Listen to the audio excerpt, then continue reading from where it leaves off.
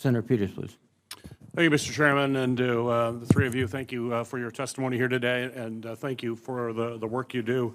I also want to begin by commending the department's efforts to invest in and incentivize funding to build semiconductor manufacturing facilities and advanced research and development activities at both the national and the regional levels. Undersecretary McCord, could you speak to how the fiscal year 24 DoD budget request takes advantage of the CHIPS Act that Congress passed recently, that funding, and makes the necessary investments to ensure that we have both a resilient and a robust domestic microelectronics manufacturing ecosystem for both state-of-the-art as well as legacy chips? Thank you, Senator. First, I just want to say that the department really appreciates congressional leadership on the CHIPS Act. It really speaks to the recognition of the whole of government approach needed with China. CHIPS is separate from our budget in the sense that it's now a standalone authorization. We had, prior to that, in the 22 and 23 budgets, started a pretty robust microelectronics effort under Secretary Austin that was really tied to defense-specific capabilities like radiation hardening. What we're doing with CHIPS on top of that then is really that broader industrial base, the fabrication, labs to fabs. I understand that is now, we're now in our request for solutions source selection for the proposals that went out in that first year of CHIPS that Congress created last year. So we're moving out now on source selection to actually build out that capability. And then that, again, that sits on top of the more defense-specific microelectronics, which is over $2 billion in our budget. Thank you. Secretary Austin, the development of Taiwan's reserve military capacity is without question a key component of ensuring that their military is well prepared to deter and, if needed, defeat a potential PRC invasion of the island.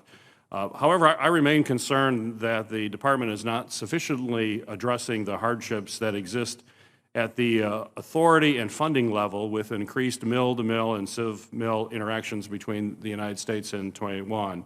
Current policy restricts the level of interaction that U.S. forces, particularly the National Guard, have with Taiwan, both CONUS and OCONUS.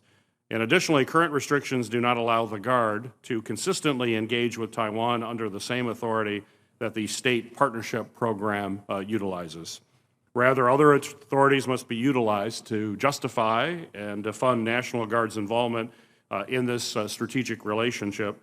Essentially, what it's happening, it's creating this maze of funding and authorities that restricts consistent engagement that's so important. And it creates undue processes and procedures to coordinate and fund cooperation. So my question for you, sir, is how is the department reassessing the relevant authorities and lines of funding to help streamline the National Guard's ability to support security cooperation efforts with Taiwan?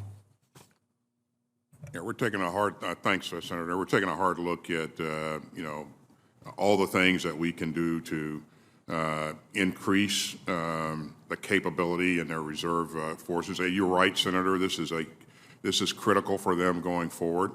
Our Guard has done amazing work with other countries across the globe. Most recent example, as you know, is the work that they did in Ukraine prior to this invasion.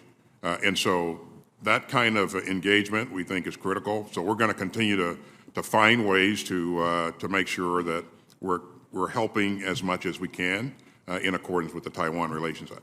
And so we'll relook all of our policies and authorities to make sure that we can streamline this as best possible. In the meantime, we're going to continue to do what we're doing to increase our capability.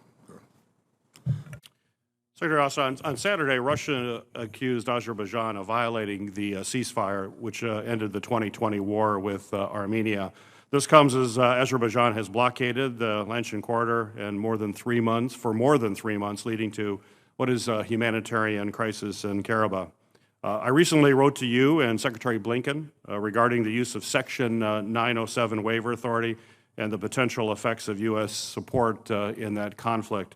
My question for you is: is U.S. military aid supporting the Azerbaijan military and enabling their aggression against Armenia?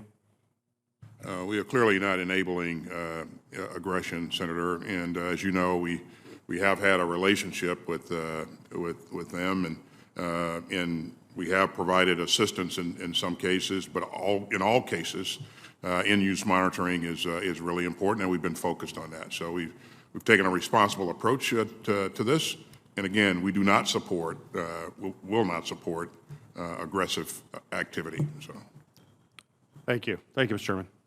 Thank you very much. Senator Peterson and Mullen, please.